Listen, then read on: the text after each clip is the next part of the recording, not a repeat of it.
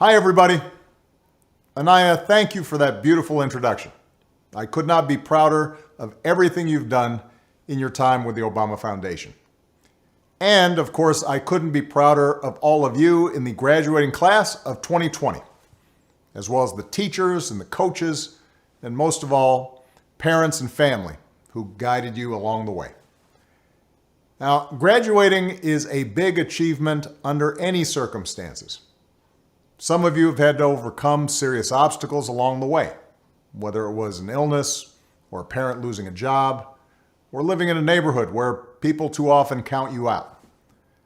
Along with the usual challenges of growing up, all of you have had to deal with the added pressures of social media, reports of school shootings, and the specter of climate change. And then, just as you're about to celebrate having made it through, just as you've been looking forward to proms and senior nights, graduation ceremonies, and let's face it, a whole bunch of parties, the world is turned upside down by a global pandemic. And as much as I'm sure you love your parents, I'll bet that being stuck at home with them and playing board games or watching Tiger King on TV is not exactly how you envisioned the last few months of your senior year. Now, I'll be honest with you. The disappointments of missing a live graduation, those will pass pretty quick. I don't remember much of my own high school graduation. I know that not having to sit there and listen to a commencement speaker isn't all that bad. Mine usually go on way too long. Also, not that many people look great in those caps, especially if you have big ears like me. And you'll have plenty of time to catch up with your friends once the immediate public health crisis is over. But what remains true is that your graduation marks your passage into adulthood, the time when you begin to take charge of your own life. It's when you get to decide what's important to you, the kind of career you want to pursue, who you want to build a family with, the values you want to live by. And given the current state of the world, that may be kind of scary. If you'd planned on going away for college, getting dropped off at campus in the fall, that's no longer a given. If you are planning to work while going to school, finding that first job is going to be tougher. Even families that are relatively well off are dealing with massive uncertainty. Those who were struggling before, they're hanging on by a thread. All of which means that you're going to have to grow up faster than some generations. This pandemic has shaken up the status quo and laid bare a lot of our country's deep-seated problems, from massive economic inequality to ongoing racial disparities to a lack of basic health care for people who need it. It's woken a lot of young people up to the fact that the old ways of doing things just don't work. That it doesn't matter how much money you make if everyone around you is hungry and sick, and that our society and our democracy only work when we think not just about ourselves, but about each other.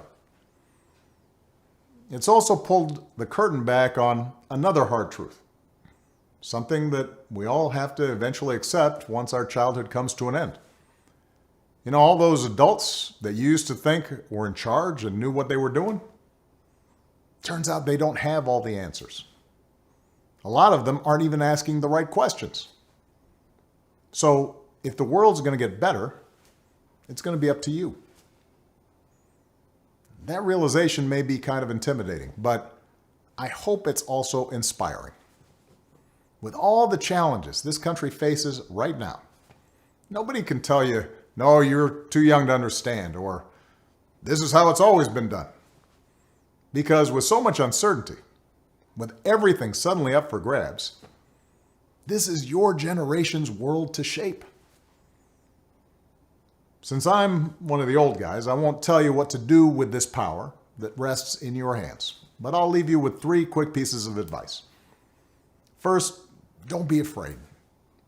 America's gone through tough times before. Slavery, civil war, famine, disease, the Great Depression, and 9/11. And each time, we came out stronger. Usually because a new generation, young people like you, learned from past mistakes, and figured out how to make things better. Second, do what you think is right. Doing what feels good, what's convenient, what's easy, that's how little kids think. Unfortunately, a lot of so-called grown-ups, including some with fancy titles and important jobs, still think that way, which is why things are so screwed up.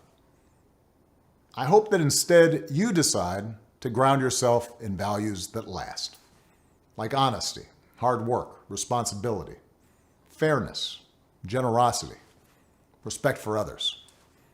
You won't get it right every time. You'll make mistakes, like we all do. But if you listen to the truth that's inside yourself, even when it's hard, even when it's inconvenient, people will notice. They'll gravitate towards you. And you'll be part of the solution instead of part of the problem. And finally, build a community. No one does big things by themselves. Right now, when people are scared, it's easy to be cynical and say, let me just look out for myself, or my family, or people who look or think or pray like me. But if we're going to get through these difficult times, if we're going to create a world where everybody has opportunity to find a job and afford college, if we're going to save the environment and defeat future pandemics, then we're going to have to do it together. So be alive to one another's struggles. Stand up for one another's rights. Leave behind all the old ways of thinking that divide us: sexism, racial prejudice, status, greed, and set the world on a different path.